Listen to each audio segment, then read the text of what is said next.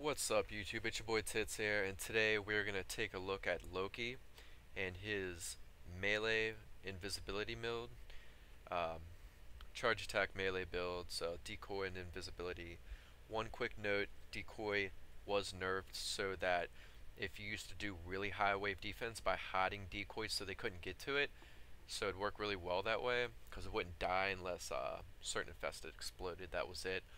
They changed it so now after a while, not right away, but after a little bit, if they can't get to it, they just leave it alone. So it's still really useful in like a melee build, but for high level defense, Loki is not nearly as useful. Unfortunately, did the same thing to Saren's Malt. After this build video, I will show some gameplay also. I'm using my new favorite charge attack melee weapon.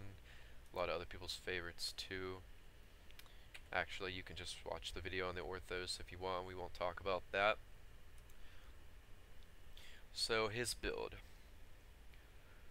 I'll just like tell you everything real quick. Radial disarm all the way up, and Viz all the way up, decoy all the way up. Redirection 4 from the top, continuity 1 from the top, vitality 4 from the top, streamline 1 from the top, 2 in marathon, 2 in flow, 1 from the top, rush. I like rush to be I like a high rush even though he's fast, because being able to move around really fast, it's just more people you're gonna get while you're still in your still in invisible, um, while your invisible power is still activated.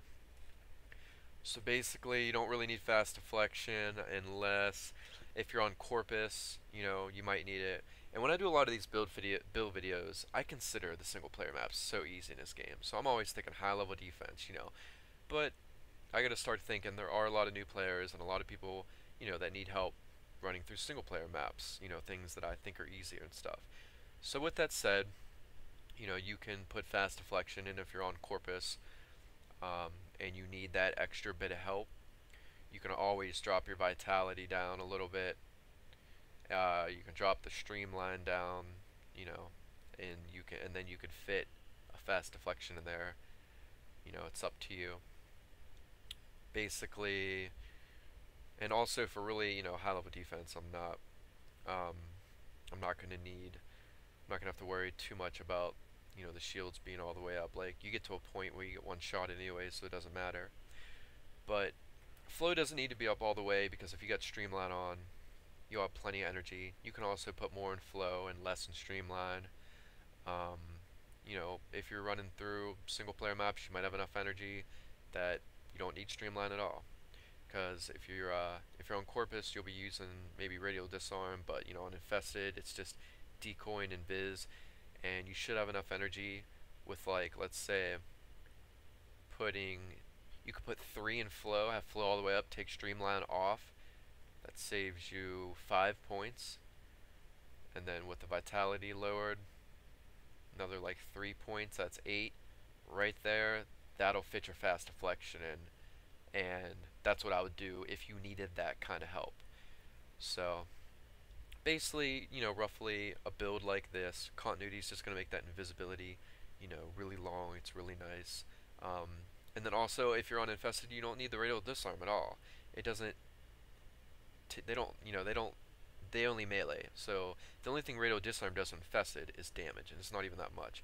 So that's 7 points right there. You can take that off and put that in a fast deflection.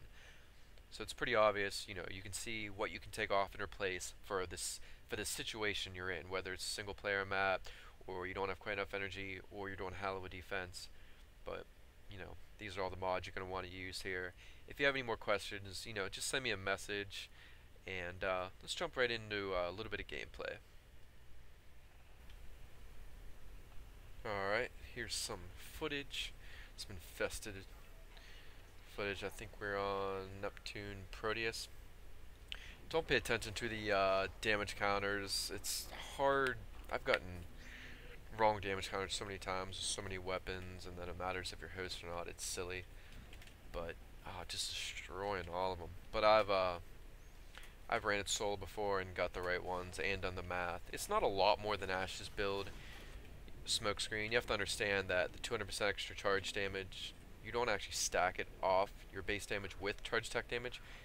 200% extra damage stacks off the base damage of 200. So in the end, smokescreen was anywhere around like 800 or 1100 I was getting, and with invisibility, you'll be closer to like 1500ish before you form it. You'll be closer to around 1500 damage. Oh, so fun, so fun. Another thing with invisibility too is even though with smokescreen you get red crits too, it seems like you get a lot more with invisibility for some odd reason. So please comment, like, subscribe, and hope you guys enjoyed the video.